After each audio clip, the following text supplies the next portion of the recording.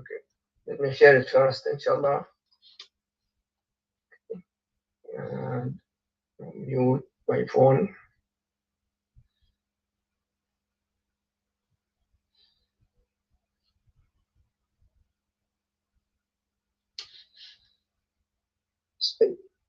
إن الحمد لله نحمده ونستعينه ونستغفره ونعوذ بالله من شرور أنفسنا وسيئات أعمالنا. من يهده الله فلا مضل له ومن فلا هادي له، وأشهد أن لا إله إلا الله وأشهد أن محمدا عبده ورسوله.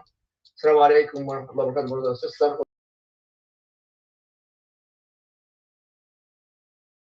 Speak about hot topic. Hot topic, very important topic. Important topic. Brothers and sisters, join us with this topic actually about how to teach our kids to make da'wah and make them understand that da'wah, the importance of da'wah. Inviting, number one, we are Muslims and our kids are Muslims. But sometimes also our kids, when they go to school, sometimes they change the name. Yeah, Mohammed, they're trying to fit in. Exactly. Yeah. So we have some question, and I prepare myself actually you. And number one, ما معنى أن ندعو إلى الله دون نتكلم؟ What does mean to call upon Allah, to call the people for Allah without even speaking about Islam, especially in school? Yeah. And the kids Muslim, but how to speak da'wah about Islam in non-Muslim school or work also. Or even Islamic schools, because I mean even there's Islamic school, even Islamic schools, there's pressure. But it's we send our kids to these schools, public schools, private schools. There's a lot of pressure over there, especially the non-Islamic schools. They want to fit in, they want to be like everybody else, they don't want people to look at them differently, or even the pressure of social media and the news. Like they make Muslims look like bad guys, and Muslims are very strict, and Muslim is very, they have such a negative look on Islam. So our kids are so pressured that they want to fit in with everybody else when they go to these schools. So I think we lose just that first part, right? Like understanding how do you let your kid really appreciate and understand what the power of Islam is, right? What it means to be a Muslim. And that way, when you develop that confidence in that person, that kid at a young age, that's when you start to teach them. You don't go to school saying, you should be a Muslim, you should be a Muslim. No, actions, right? We say this all the time when it comes to marriage, when it comes to raising our children, when it comes to work, when it comes to everything. We say actions speak louder than words. Yeah. Right? We use that. Everybody uses that. That's the normal thing that people say all the time. But do we actually practice that? I like that. Right? We can talk the talk. It's like when a mom or a wife keeps telling her husband she loves him, she loves him, she loves him, but then the actions show something totally different. Or or vice versa, right? Like we say this, but our actions are doing something totally opposite of what we're saying. So we can't say we're Muslims or Muslim, be a Muslim, but then do different actions, go drinking, go smoking, do the stuff that everybody else is doing just because we want to fit in. Yeah, well, that's the biggest thing I think that I see in schools a lot. But school kids, do you think adults can do that too? Adults do that all the time. Really? Yeah, adults always want to, they work and Muslims, yeah, Muslims, and I think because when you talk to the older Muslims, in the 20s and 30s, and you see how they're acting, see how they're talking, see how they're presenting themselves, they lose their whole Muslim identity. They try to push it to the side. And you get you ask these questions like, wait, are you a Muslim? Yeah, of course I'm a Muslim. Well, okay, I'm sorry, I didn't mean to ask that question, but your actions say otherwise. You're drinking alcohol. I've never seen you go to a masjid. I've never, your name is not even an Islamic name. It's not even so what's going, well, my real name is, but I go by, it's like my real name is Ibrahim, but I go by Daniel. Where do you come from? Ibrahim to Daniel. Where did you go wrong? Where now you're afraid of being a Muslim on the outside? Very important, Brother Muhammad. haram to change your name. The father, the mom gave it to you. Yeah. If the mom gave me Ibrahim, and then it's been called Abe, I get the sin. Yeah. Because Allah gave me Ibrahim.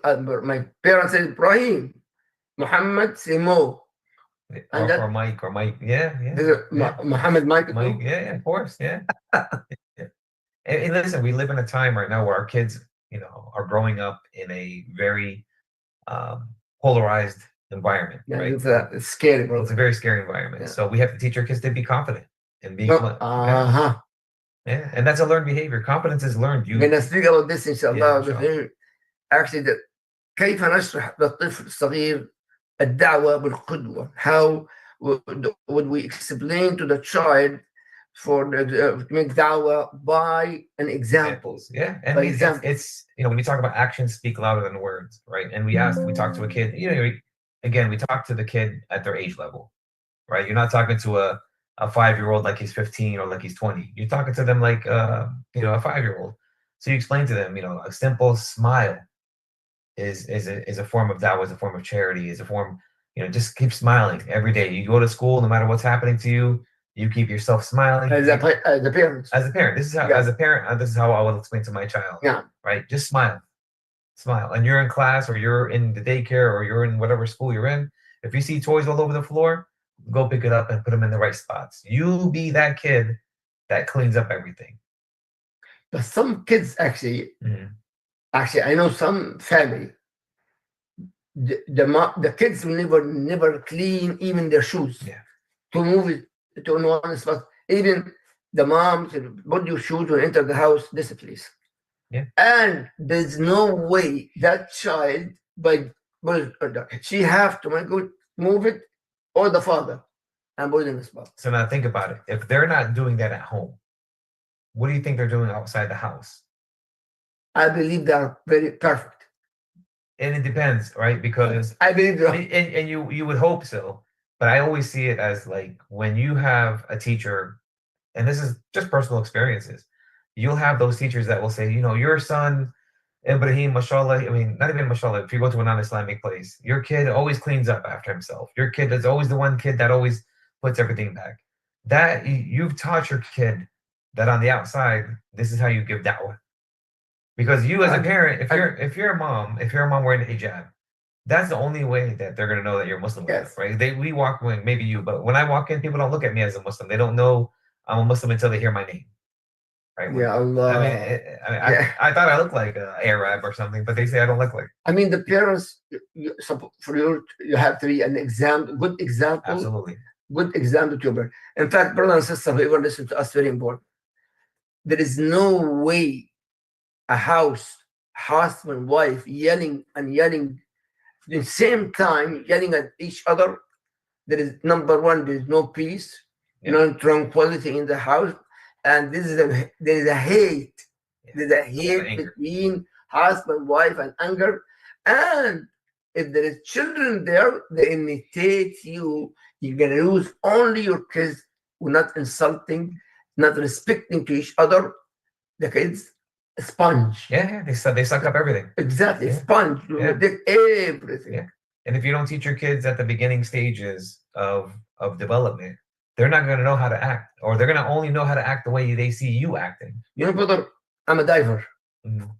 When I watch actually a fish have a new babies, and the fish come out of the baby, and subhanallah, whatever the mom do, the fish does. Exactly. The fish does, yeah. Brother, just like a mirror. Yeah. Boom, even go here. Because exactly same thing when I saw after the fish, and I dive, I just follow that fish and the babies. Brother, exactly. Yeah. That a fish. And that's the same way we are as humans. Supposed to be. Yeah. And you can tell, maybe, we can tell that when we go into a house, whether they have a good father figure or they have a good mother figure. We can tell. Right, you and I, we've been doing this for years, so we kind of, we walk into a house and we can see. You can tell from enter the house. Right when you enter the house, who has the strength in the family, who's the leader in the family, who's the the caretaker, who's the weak one, and you can tell just by talking to the kids who is the one that is the weakest link in the family. In fact, Allah said that in Surah Ar-Rum. فطرة الله الذي فطر الناس عليها لا تبديل لخلق الله. فطرة, the فطرة, the nature of the human being. فطرة that Allah created. And sometimes we change the fitra with the fitra with Allah. We grow up, all human beings were like born as a Muslim. Yeah. We born as a Muslim. Yeah. But then after that, we change. We change according to who is raising us, right? According to our environment, or according to our concentrate. According to our environment, our parents, and our home life. How? I mean, and society. If the child in the household is not stable, no peace and tranquility and argument and fight, and what? What do you think the kid's gonna be?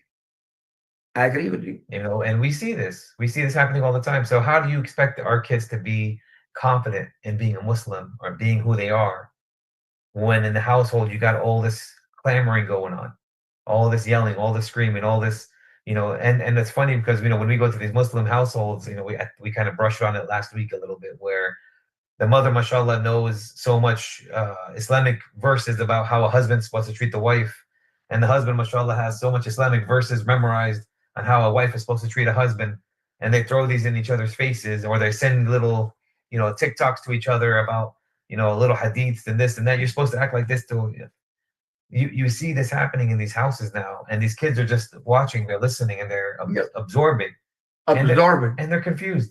The kid, they absorb everything. A sponge. And we walk into these houses and we say our piece, we say our what we see, and the kids will say, "Well, Brother Muhammad is correct.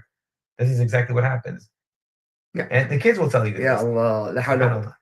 لماذا تكون الأفعال أحيانا أبلغ من الأقوال؟ Yeah. When the actions. When the action, with the action,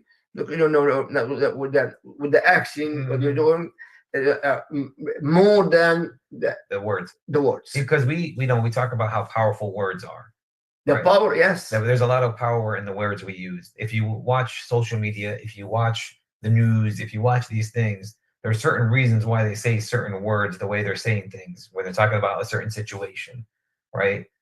And the same thing applies. If there's a whole class on how to use the words the right way to make people feel a certain type of way. For us Muslims, we can say certain things, but then if you're doing something different, it doesn't make sense. It doesn't fit what you're trying to tell me. So if you're and so when I talk to the older kid, when I speak to the older kids, maybe like the 18 and the 25s, the guys who right now are kind of contemplating marriage, right? This is a big thing for people who are in the process of thinking about getting married. I mean, male and female. Male and female. Okay. I'm talking about the youth, 18 and up, the guys and the girls who are right now at the cusp of, you're done with being a teenager, you're still in college, but you're just about to get done with college, and you're thinking now, where's my future going? Yeah. Thinking about how strong your actions are when you talk to a person for the first time, and you're meeting that person for the first time. We're always talking, and we're telling them, yes, I'm a good Muslim, yes, I'm this, and yes, I'm that. But then you go, what do we do as fathers when somebody's coming for our daughters in marriage? We're doing our background checks. Right? We're asking people. It's a weekend. It happened to my daughter, yeah. So we do our background checks. Who is this guy? What let me see what city he lives in. And then you ask those people, okay, he tells my daughter he's prays 5 times a day. But I asked all these brothers at the local masjid, and nobody's seen the guy before in his life. In fact, he proposed for my daughter. Number one, ask him, what time Salat al-Fajr? Yeah. What time Salat al-Fajr? And so, okay, what time Salat al-Isha? So he agreed. And then when he answered the question, I feel good. That means, and he flew from Nevada to South Carolina just face to face to him. And that's actions. Those are actions. Just speak about the action. And that's what we're talking about. Exactly. So the action making different, like gentle, the word, your word come, will never go back. Yeah, you can talk the talk, but can you walk the walk? No. Right. And that's where it comes down to with our kids, with our youth, with how we as parents teach our kids by actions. Aisha radiallahu anha قال رسول الله صلى الله عليه وسلم, Quran يمشي على الأرض. He's the Mhm. Quran walking in the street. And that's what we're supposed to do. Yeah, supposed to. يعني she said عائشة رضي الله عنها رسول الله صلى الله عليه وسلم قرآن يمشي على الأرض. Quran walking in the street. Mhm.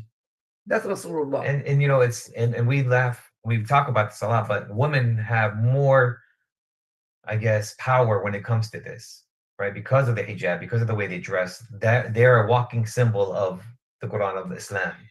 And so we always, you know, even for my events with my job, and I try to always bring me Muslim women to these events because those are the ones that are going to represent Islam better indeed. than me, than you, than anybody else, because of their just their nature of what Islam is. Nature. Yeah. فطرة, the nature of a human being. Yeah. And Allah said, فطرة الله الذي فطر الناس. Allah, but we change the fitrah. Change it. Yeah. We change ourselves. We change ourselves to fit the society we're living in. When we're supposed to change the society. يا الله. من أين يبدأ تعليم الطفل أن يكون قدوة حسنة? When is the start with that training the child to be a good model? You know, we had a mom who I was explaining to her. She has a bunch of kids, and I told her, when do you start teaching your kids Islamic values? Like what age? And she said, you know, when they hit puberty. And I said, no, that's wrong. Repeat this again to the sister here and the sister and brother. And the the fathers are very important in this time. Yeah, I know, but sister first because she tickled the child since she born. More than even. Yeah.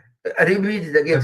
The biggest thing is, you know, when you ask a parent, a lot of us parents believe that at the age of puberty is when we're supposed to start teaching our kids how to be good Muslims, and that's not true.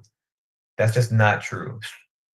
Supposed to be? It's supposed to be as early as when they're born. You know, we start to read the Quran. We start to sit them next to us when we're praying. We're supposed to let them see these visuals, right, when they're babies. And then as soon as they get to walk, as soon as they get to move, it's, hey, pick up your toys and put them back in the spot. You know, teach your kids how to, hey, listen, when you get out of bed, you got to fix your bed. You know, you brush it off, and then you fix your bed. Just like that, you know, you start to do these small little seeds in their heads, planted in their heads, because when they grow up, it's going to become a routine for them. In fact, this weekend I was in South Carolina. Brother, I know him after 4 years from Bosnia. And before, when his wife, for like a 4 month, started the baby moved and started her womb, the Quran running and running and running. And now the kids, I saw the kids, 3 kids actually. Those 7 years, he's not Arab. 7 years memorized the whole entire Quran. 7 years, and the one actually 5 years only half of the Quran. Yeah. And non-Arab. Yeah. I say, Subhanallah. Yes, Brother Ibrahim. Since before they born, the Quran running and running, and when they born, all Quran and Quran. And first thing I teach my child, Ashhadu an la Allahu Akbar. When I say that, I'm gonna mention this to everyone. How I learned this, and what 7 years. Yeah, there's a lot of studies, and this is to all the women who are going to get pregnant or having babies. There's a lot of studies that show that while they're in there, they can listen, they can hear, they yes. When the doctors, a lot of doctors told me that. Yeah. That they feel it. Yeah. So what age do we start? There's no age. You start. Yes. You just start. I mean, start regardless. May Allah guide our kids, or Ya Rabbi, I mean. But the key brother and sister, brother Mohammed, Jazakallah khair, he took his time and he sacrificed his time to come here to teach us, teach us actually how to deal with this. May Allah subhanahu wa ta'ala guide our kids, Ya Rabbi, I mean, and guide us to be good. كيف تؤثر تصرفات الوالدين اليومية على سلوك أبنائهم الدعوية? How the action of the parents affecting our kids, problem with the husband, wife, affecting sometimes extreme, and sometimes if they become adult, they run the house, they run away from the house. So one of the things, I mean, I think you said the same thing I said one time when we were in a house together, where we talked to the father and explained to the father, talk to your wife how you would want somebody to talk to your daughter. right? Oh yeah. We say, like, how do you want a guy who's going to marry your daughter speak to her? Do you want that man to speak to your daughter the same way you're speaking to your wife?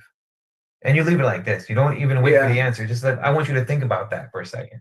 And I tell the wife the same thing. The way you're talking to your husband, is that what you want for some woman to speak to your son? Wow. The way you want them to speak to your son. So when you put that into their brains, into their minds, they start to think a little bit differently about how they're talking to each other. Because the first thing we talk to people, and we said this so many times on this podcast, where we do self-reflect, right? Look at yourself and see what you're doing wrong, right? We've said this plenty of times. Yeah. So you have to do it in a way to let them think something else, because it's very hard to look into ourselves. So when you say to them, think about how you want that person to speak to your daughter. Think about how you want that person to speak to your son. Is the way you guys are speaking to each other, the way you want that to work for them when they grow up? Because, and think about it like this, guys, please. The way you're treating your kids now is the way your kids are going to be treating their futures when they grow up. Yeah, that's really important, brother. Really important. Whatever you repeat it again. Whatever you, and it's not just about husband and wives. And I always go into even when you're taking your kids to work with you, or you're interacting at a grocery store, and you get mad at somebody at the grocery store. Oh yeah. All right. How are you going to react with your children next to you?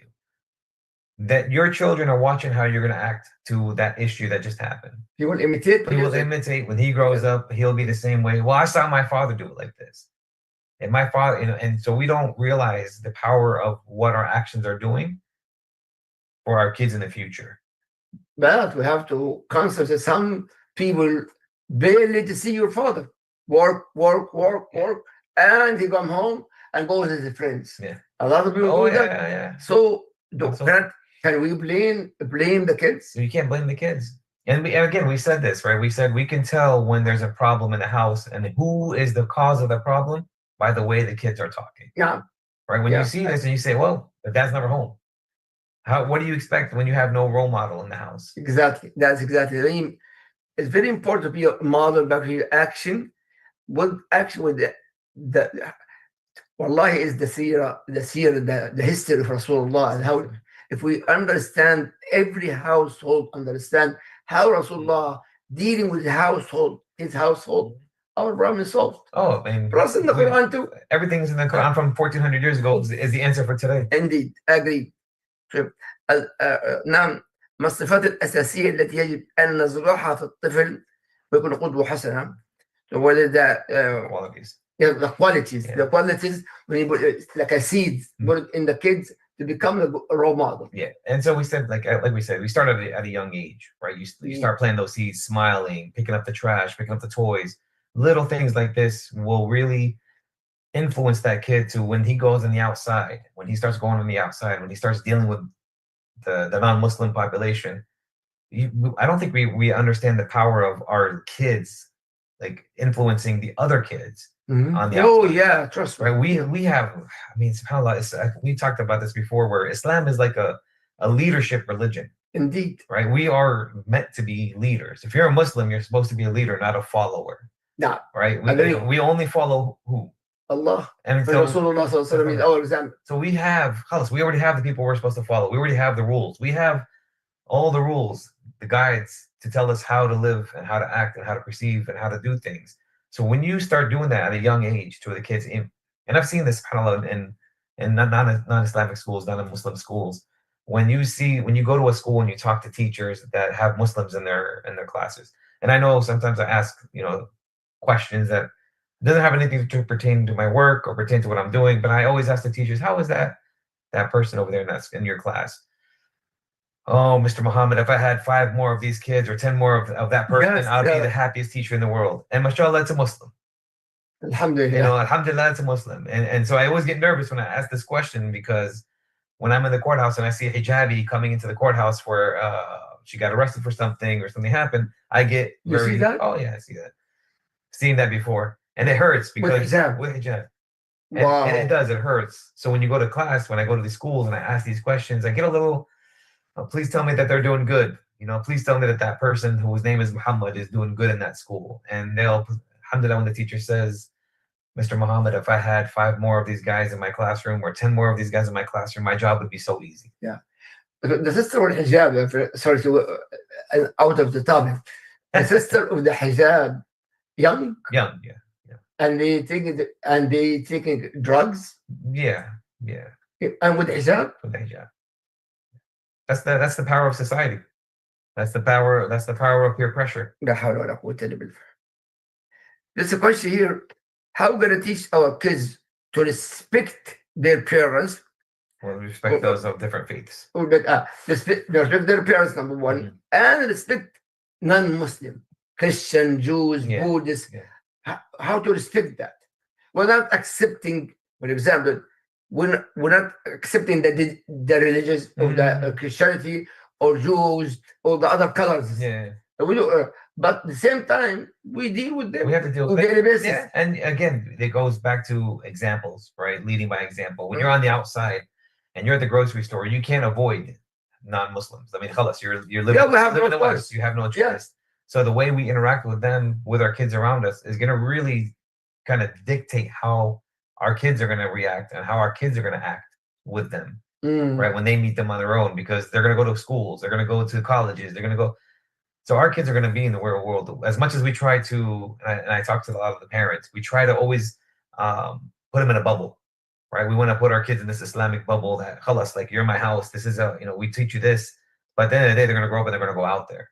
Exactly. Right. So you have to show them by example. Okay, you're going to walk into a grocery store. You're going to meet one of the colors out there, or you're going to see one of these people that are acting a different type of way, or a man who walks a certain way, or talks a certain way, or acts a certain way.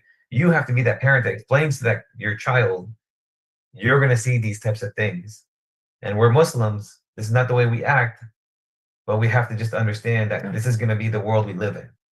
So you have to kind of just avoid the distractions, and stay focused and true to your deen. And that starts at a very young age. Very young age. And even now, and maybe we have parents here who never started until, and other kids are 13. Even at that age, at 13, 14, 15, you can start to really navigate your kids away from all the stuff, because that's all it is. It's all a distraction. Everything's a distraction, right? One of the things I talked about, I did the thing on Friday at the Islamic school. I talked about the social media and all this stuff. I said the one thing that this world, the society that we're living in right now, the world is doing, is it doesn't matter whether you're a Muslim, Christian, Jew, social media and the society, the one thing that they always try to do, the people on top, that throw all these distractions, is they really just try to pull you away from your religion. They pull you away from your deen. Yeah. They pull you away from worshiping the one you're supposed to worship, and they want you to look at all these other things and distract you from what the true purpose of life is. And I think that's why we as parents have to really, we're at a different time now. We're not growing up in your time. We're not growing up in my time. Impossible. It's a different time where we actually have to sit down with our kids and have those talks that we don't want to have. Yeah. We have to. It sucks. You have no choice. You have no choice. It's terrible. Okay. Now, mocking. Oh, yeah. How you helping the kids actually to be not afraid of mocking you as a Muslim, mocking you like a short, you are a black, you are this, you are Arab. How? But it's a lot. The kids mocking the kids destroyed the heart of the kids. Yeah. It's like bullying. It's basically bullying. Exactly. It's bullying. How we can encourage the kids about do not be afraid of this bullying? I always go back to my own, personal ways of dealing with things like this, which is I always go back to humor, right? I like to use jokes to get away from the. I like that. Yeah, like when somebody makes fun of my nose, I will say, "Yeah, I got a big nose. That just means I can smell all your BS."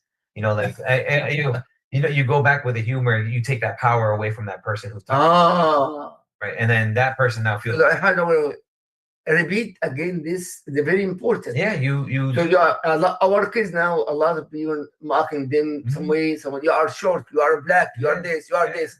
Yeah. I want our son, our daughter, to humiliate that person. Let's see that again. Now let's kind of take a step back. We're not trying to humiliate anybody. Exactly. Right? Yeah. We as Muslims, we don't do humiliation to other people. We take that power away from that person. that's trying to make other people laugh at you or trying to humiliate you by. But he humiliated the kid, you're mocking that kid. But how do you defend yourself? Because it's and every person is different. Like I said, I do humor, right? I'm all about the humor. I'm all about, just like, you're just, I'm not even worried about what you got to say. I'm stronger. I was built different than The others. right? So I don't really get hurt from anybody saying bad things about me, No. right? So that's kind of what I've taught my own children is who cares about what anybody thinks? Who cares what anybody says? As long as we're doing what we need to do as Muslims, as long as you're doing everything the right way, as long as you're doing everything in a halal way, as long as you're not disrespecting the people on the outside. Don't Don't worry about what everybody else is going to say about you.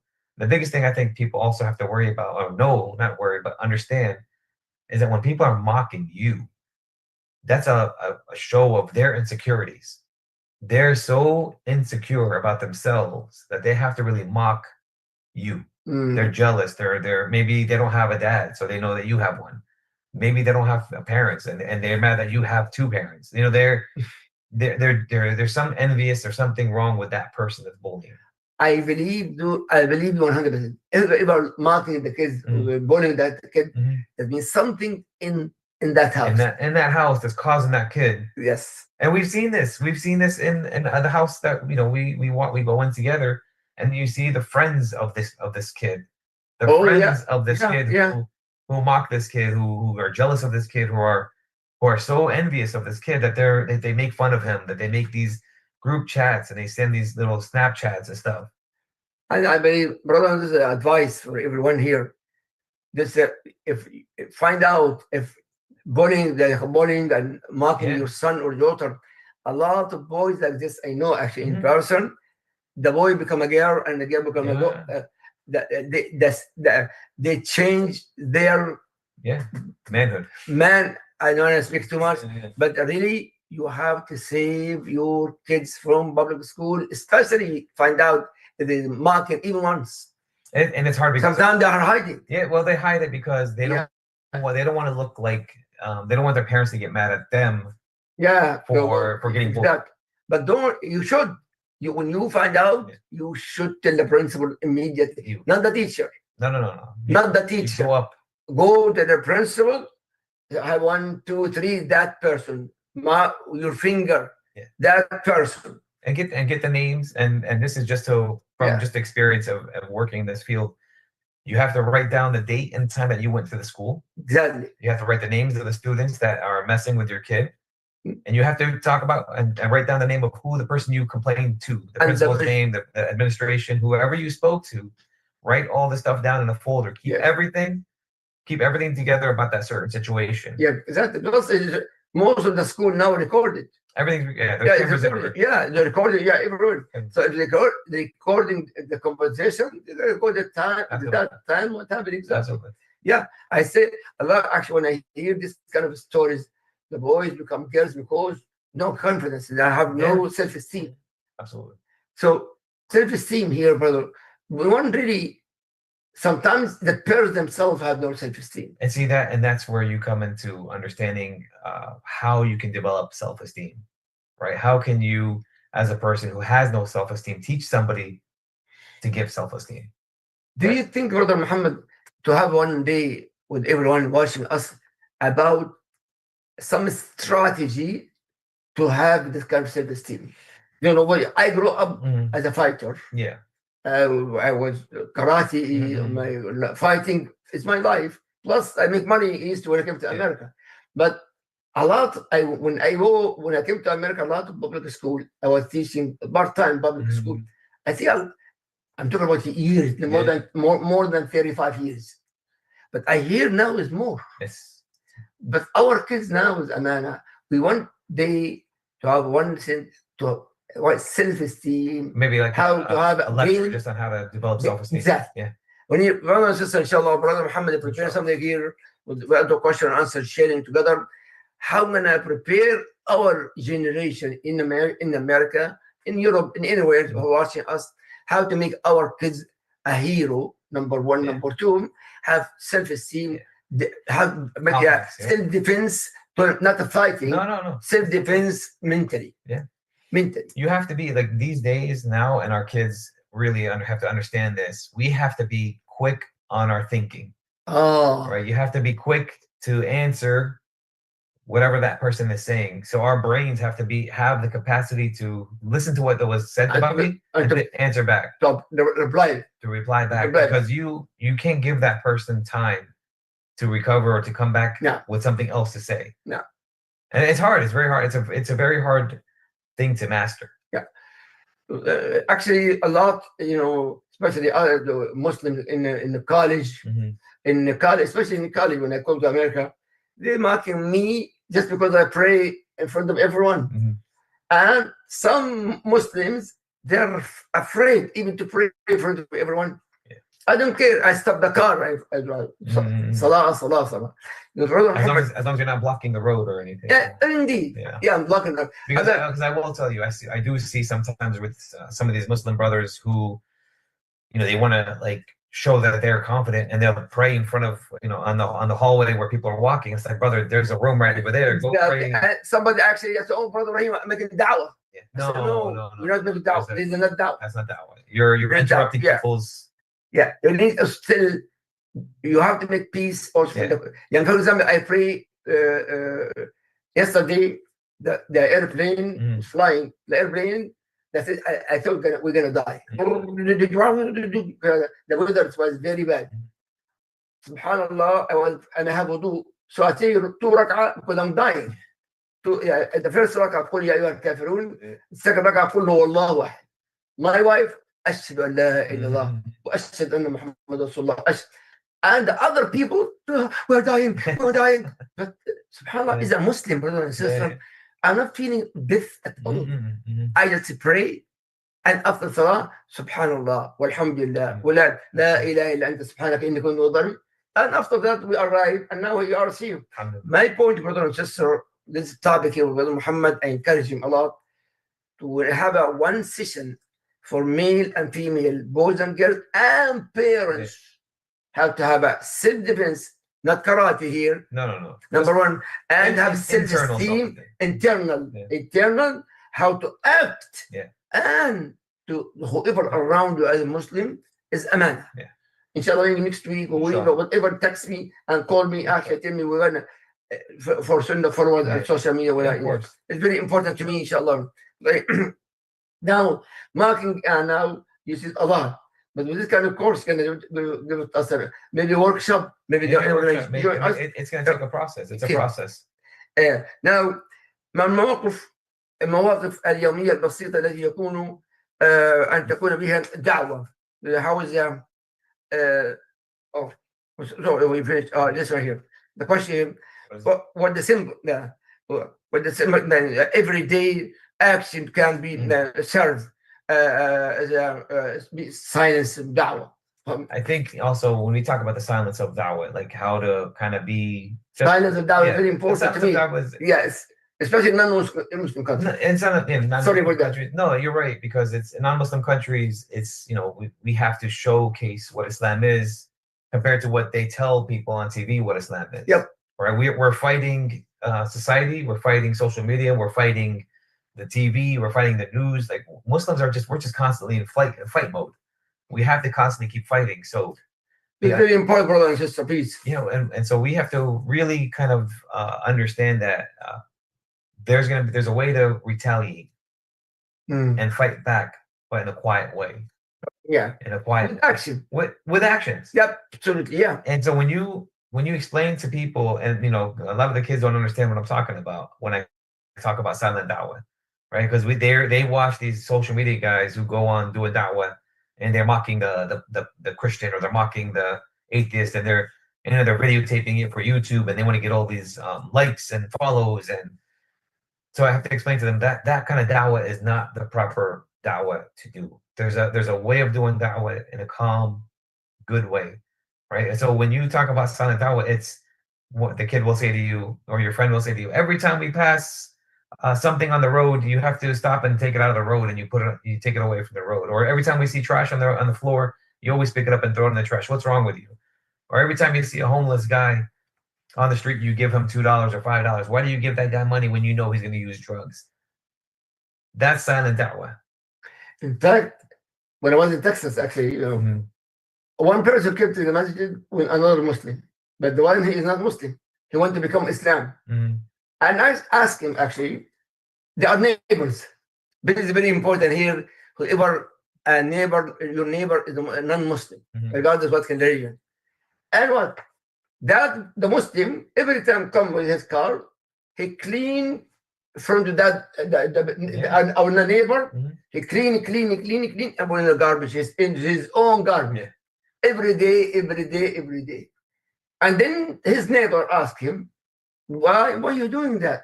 I said, Prophet Muhammad wasila, one thing in the street to take it inside, and he had a place in the Jannah, in paradise. Yeah. And he came to the masjid to become a Muslim because The a silent Muslim da'wah. silent. Allahu Akbar. And this is what I try to explain to the kids. Even like my neighbors who never met a Muslim before, and then they live with us for 5 years, and they see how we are, and they see that what's happening in New York with this governor, and they say, oh my goodness, and then they say, well, we know a Muslim family right here. They're not bad people. They're actually really good people. They always clean up.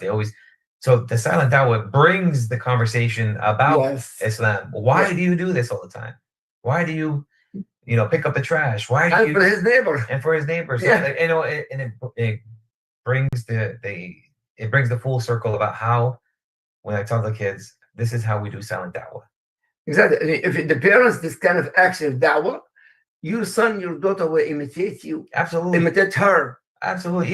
Even like you're walking around a grocery store and you see a woman an older lady who's trying to pick up a case of water. And then I go and I pick up the case of water for her. Yes. I got you. I'll put it in the cart for you. My kids see this. Oh, I can see, subhanAllah, brother. Thursday, I was in an airplane and to South Carolina. A lady in a wheelchair, and there to help her with a case with outside. Immediately before she entered the airplane, and I said, ma'am, can I help you with that? Can I help you? Absolutely. So please, sir.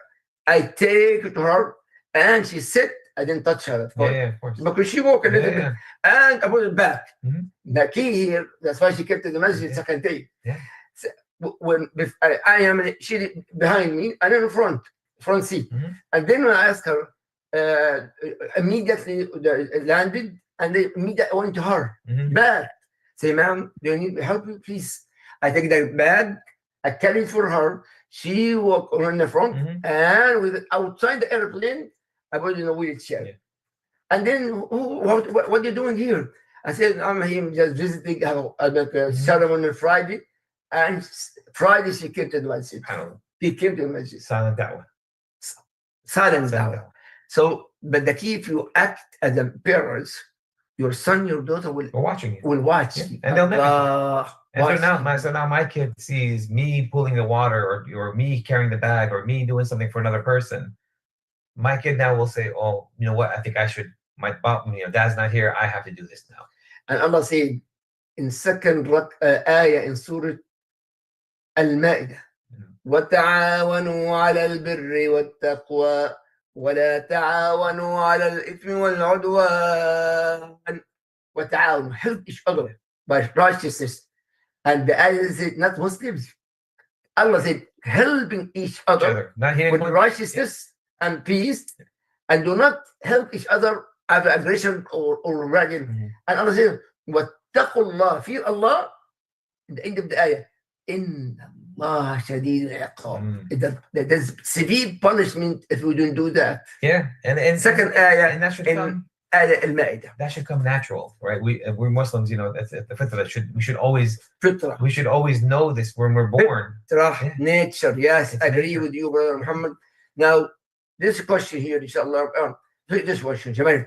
كيف يمكن للطفل المسلم أن يعكس جمال الإسلام في مجتمع غير مسلم? How to make the child actually impact the Islam as a Muslim for non-Muslim, especially in the school. And we just said silent da'wah, and we also have to understand something. Even the simple act of like a girl walking to the car to go somewhere, the walk that the woman has, the walk that the man has, like the way you present yourself outside in the society really kind of has an impact on everything. Yeah. Right? The way, when you talk to these criminals, and we talked about this last time, where I talk to these people and they say, how do you get somebody to be a victim? Like, how do you pick your victims?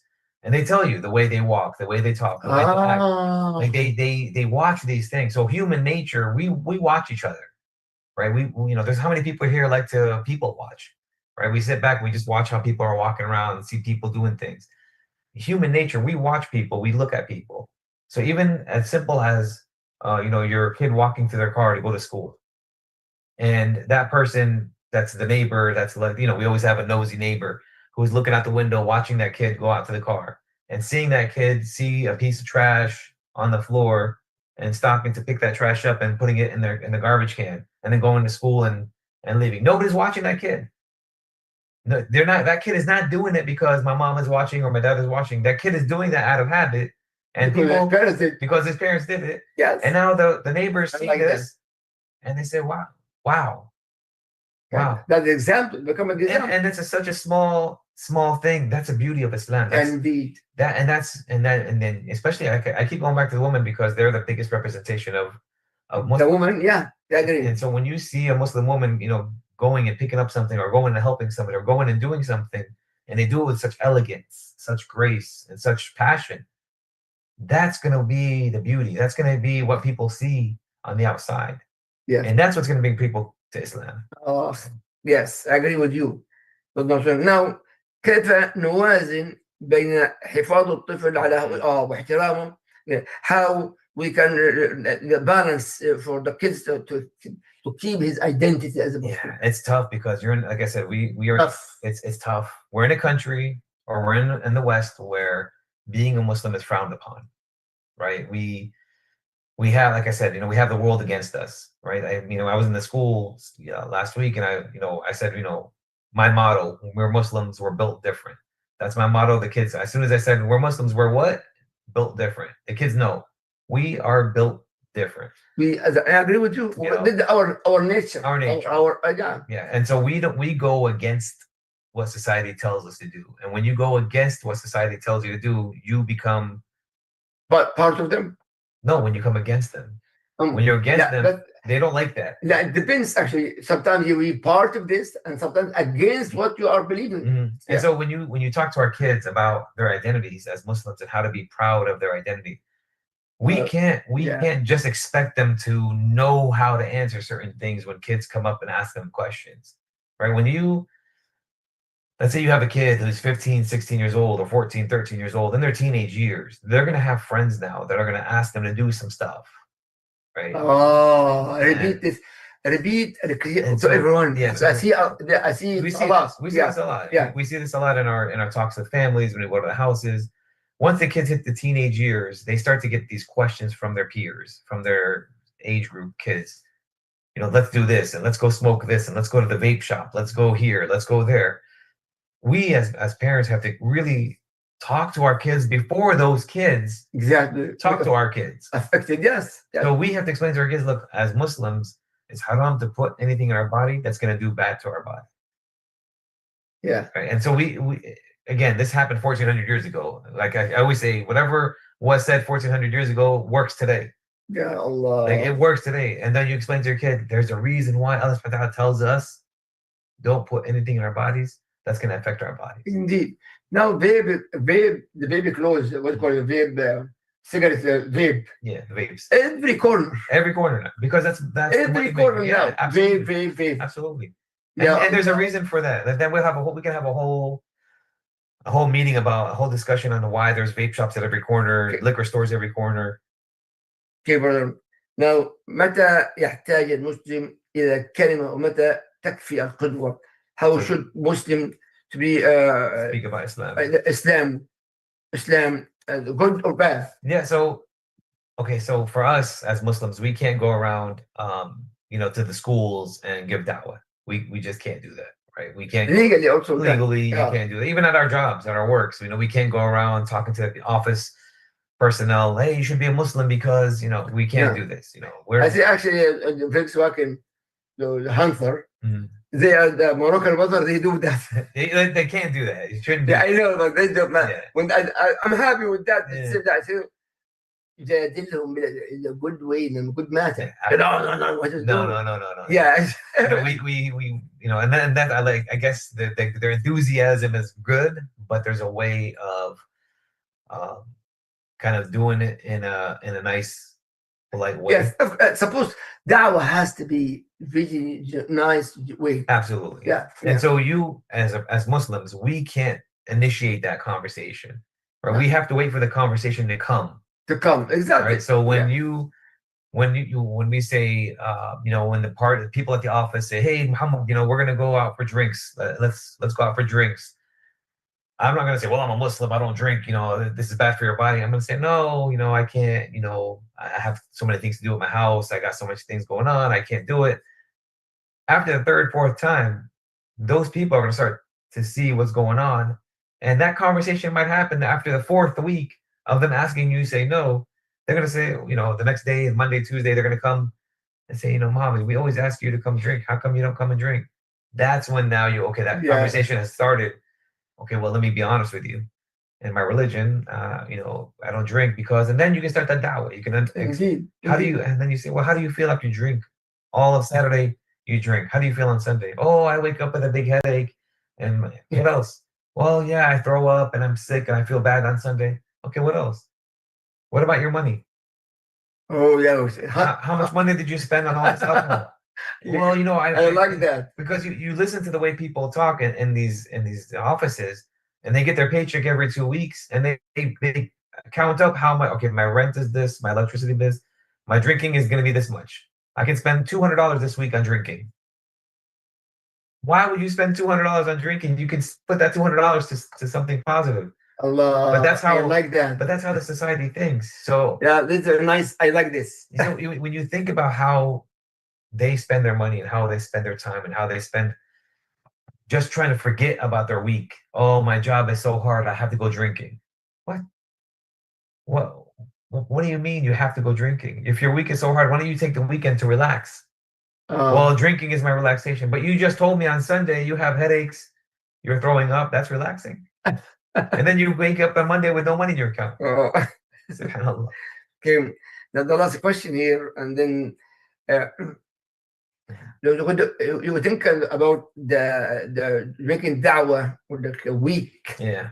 How to with akhlaq and morality. Like we don't see a lot of morality among adults. Yeah.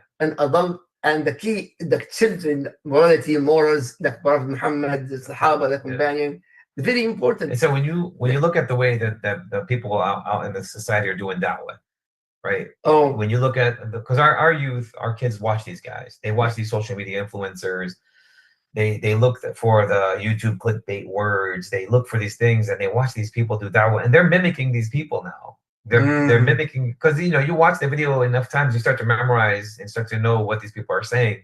So when you have your friend who is a Christian and you're going back and forth the same way this da'wah that guys are doing, that's not character. That's not good character. That's not we talk about the power of words, and we talk about the power of your behavior, of your actions. When you're telling people all about Islam, your words are very powerful. But then your character, but then the way your actions are, the way you're talking to that person, the way you're bullying that person, the way you're making that, belittling that person, making that person feel small. How are you going to bring people closer to Islam? How is that going to be visually appealing with what you're saying? Yeah, mashallah, you're saying everything correct. But the way you're saying everything is wrong. Yes. The way you're acting, the way you're demeaning that person. So you have to fix yourself to make the da'wah. Absolutely. These things are being recorded. Watch your own videos and see how you're acting. I like that. All right. Rewatch what you just said and how you said it. Is that something the Prophet Muhammad would do? Sallallahu alayhi wa sallam. And brother, before we finish, inshallah, how to make our houses to make our houses actually the following the morality and adab and akhlaq and behavior, good behavior.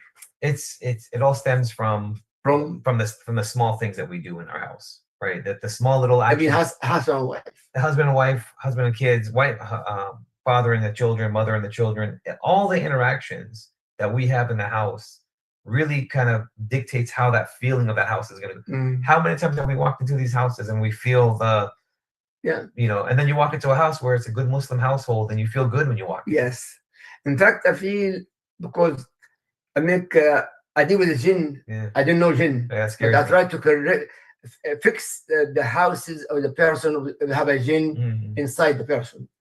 The moment I entered the house, if the person one person have a jinn, that means the whole house there's a jinn. An individual, also sometimes a person. Yeah.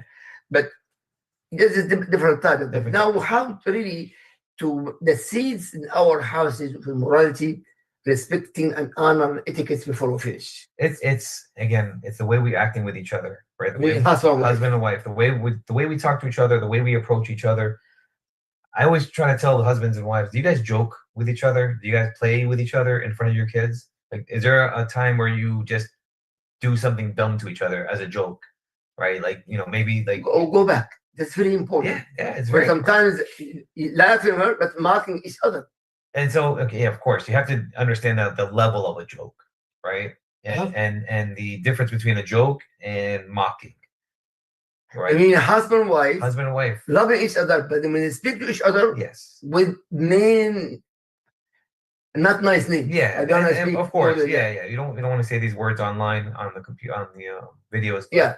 The way we talk to each other, the way we perceive each other, the way we joke with each other, right? The way we joke with the husbands and wives, that means a lot to the kids. And for the parents, of course. You have to joke, you have to play with each other, you gotta laugh with each other, you gotta talk to each other. But with the limit of respect, with respect and honor. Absolutely. And honor each other. Always. When normally, if I marry a person because her character, not because of beauty. If the person look at the beauty, he loses. Oh man, we have to do a whole class on marriage and getting these people married. Because the Prophet Mohammed, he said the person married because of her beauty or money or because the family, say he lose. Yeah. But get the woman with the deen, you will be a winner. Absolutely. With the winner. Who said that? Mohammed sallallahu alaihi wasallam. And approved by brother Ziedeh. Muhammad Ziedeh. You know who else says this? SubhanAllah, I got a lot of non-Muslim brothers who ask me, how do I marry a Muslim woman? Yeah. Because they know that if they marry a Muslim woman, they can trust her. Brother, unfortunately, I saw some non-Muslims, they marry a Muslim lady. I say, this is zina, this is adultery. No. One of the shayukh saying that. Yeah, you can find any sheikh online to approve everything. Online, Sheikh Google can approve. Google, Sheikh Siri, Sheikh Facebook. Yeah, there's so many sheikhs out there that can approve everything. Okay, 2 minutes, brother and sister. If you have any question before we finish, inshallah, this topic is very important. But I encourage brother Mohammed next week with me, ta'ala. Inshallah, we're going to speak about self-esteem and be courage. And be brave as a Muslim. Absolutely. So this is very important, especially if our kids alive next week. We to listen to this and Brother Muhammad, and maybe our kids here have some question. Inshallah. Anybody in Sunnahfollowers social media have a question? Let us, Brother Muhammad, here before we finish. Sunnahfollowers. It's a very deep topic. Indeed, but the key we want to be whatever we speak to apply it and teach it. And I think that's the hardest part is applying, because you have to really stop and think about what you're doing as a husband, as a wife. Stop, think what you're doing. Am I doing something wrong? None of us want to admit that we're doing wrong. I mean, I have to judge myself. Absolutely. Yeah. May Allah guide us to right path. I have no question, brother and sister. May Allah guide us and guide our kids, Ya Rabbi. I mean. And may Allah subhanahu wa ta'ala to show us the truth to follow and the falsehood to avoid it, inshallah. Ameen. Subhanaka Allahumma bihamdik. Ashhadu an la ilaha illa ant. Astaghfiruka wa atubu ilaik. Assalamu alaikum wa rahmatullahi wa barakatuh.